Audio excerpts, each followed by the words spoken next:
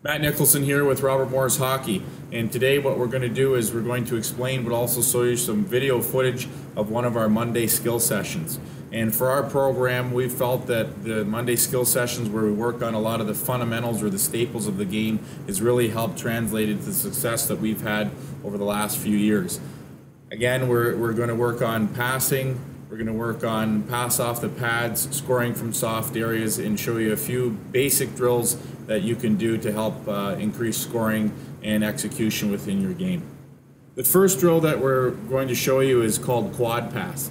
And what that entails is passing with three players on one of the circles. And the biggest thing that we like to stress here is, first of all, there's a lot of talk and communication. Secondly, that all the passes are crisp and on the tape. And also that we utilize both the forehand and the backhand dependent upon the player's shot. I think one of the issues that a lot of players have these days is that they're not as strong in their backhand, not because they can't do it, but because they are never made to do it, or as coaches, we don't practice and make them take reps doing it.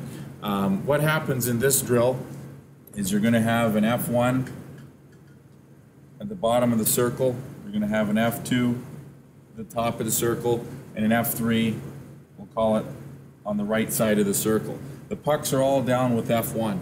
What happens here is F1 passes north to F2.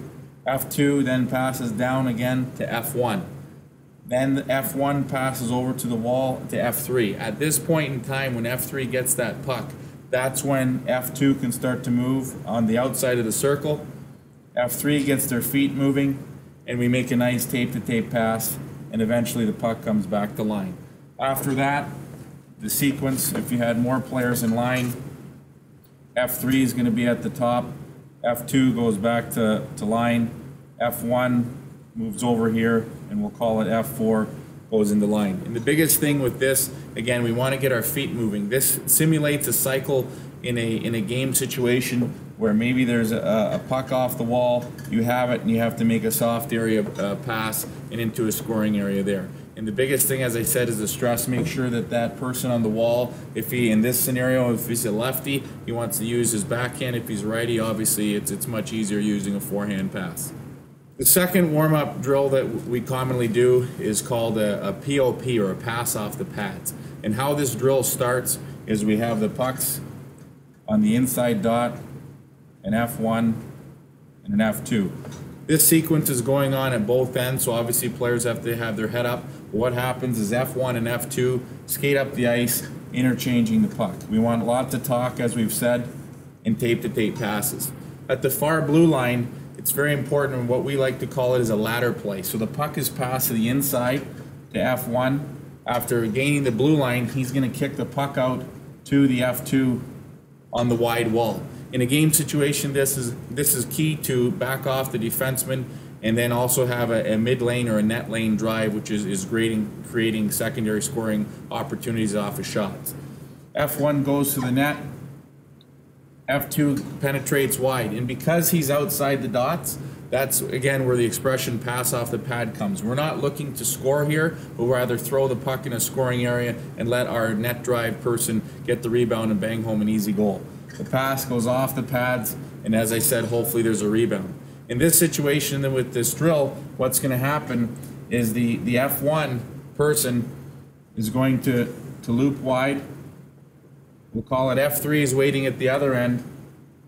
F2 is going to join them, and these guys are going to go down again and pass and have a ladder play at the far blue line. The F3, or the person lagging, however it works out, he's going to time it. Remember, this is going on at the other end, and he's going to come eventually and fill a wide lane. So essentially what you have, again, is a second POP. You have a wide person, you have a mid-lane drive backing off the defenseman, and you have a wide option.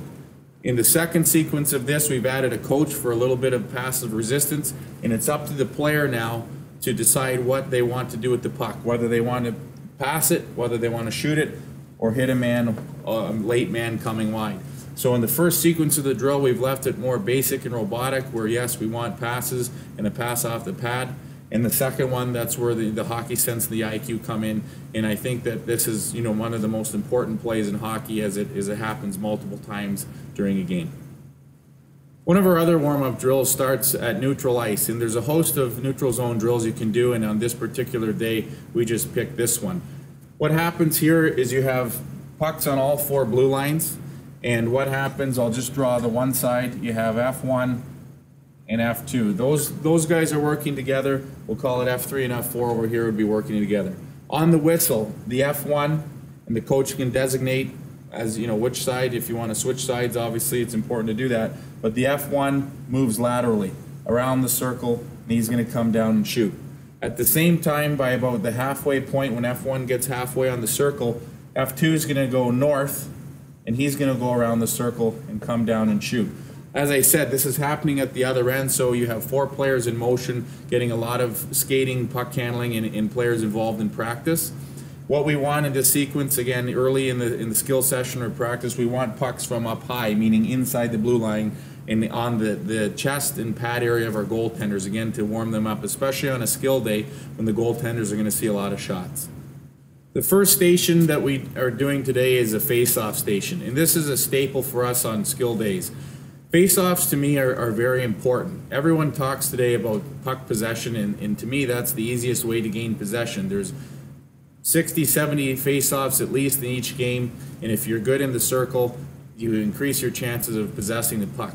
What we have usually is we section off with divider pads a little area, whether on a neutral zone dot or a center ice dot, and we have players either drop pucks to each other in a competition setting, or we have one player or sometimes a coach drop a host of pucks and work on our face-offs in a variety of ways. We either use our sticks, obviously, that we use in games, or we have cut-off sticks called nubs that we do in order to increase the hand-eye coordination. And again, face-offs are so important, whether it be on a power play, special teams, or 5-on-5. In a power play sense, if you're losing face-offs, you're eating up at least 15 to 20 seconds of potential zone time if the opposing team is clearing the puck down. Similarly, on the penalty kill, it can add a lot of momentum and a boost to the team if you're winning draws and clearing pucks down the ice and preventing them from getting in.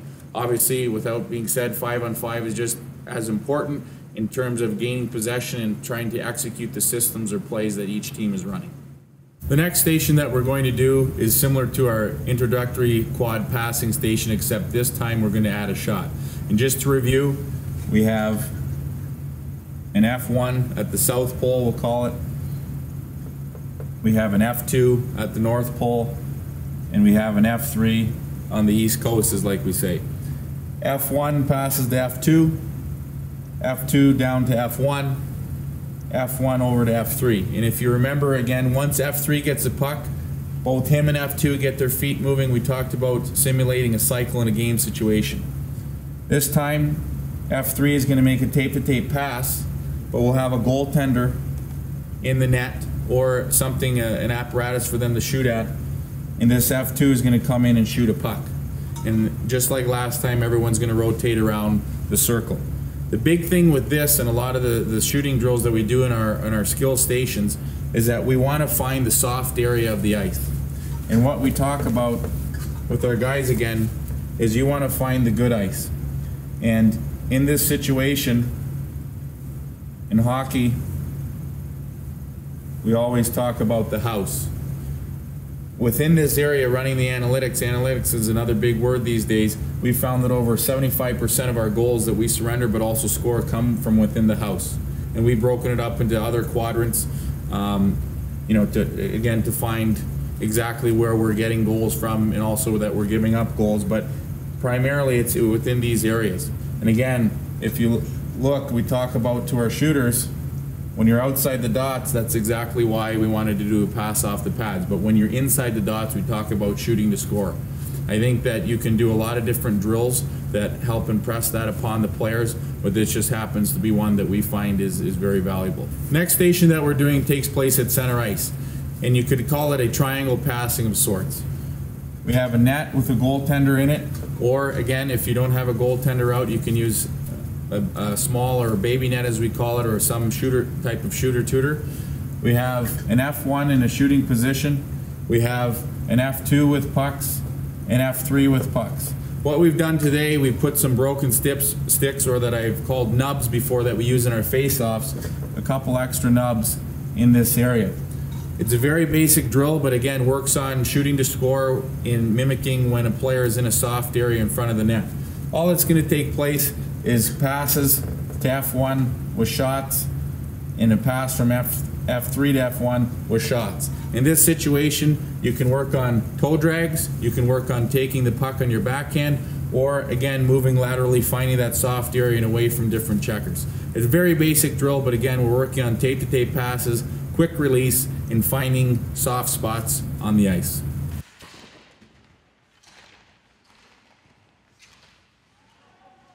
Our last station that we're going to show you is a combination of many of the ones that we've explained before.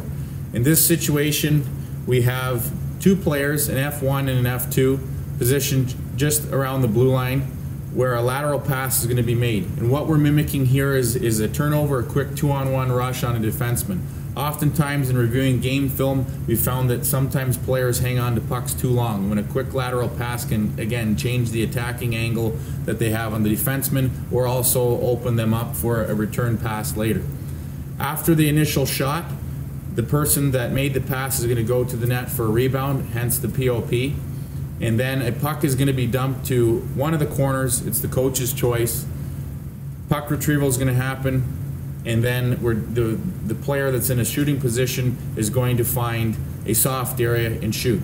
After his shot, a second puck is going to be dumped to the opposing corner, and they're going to essentially switch positions. The shooter is going to retrieve the rebound, and the initial passer is going to find a soft area.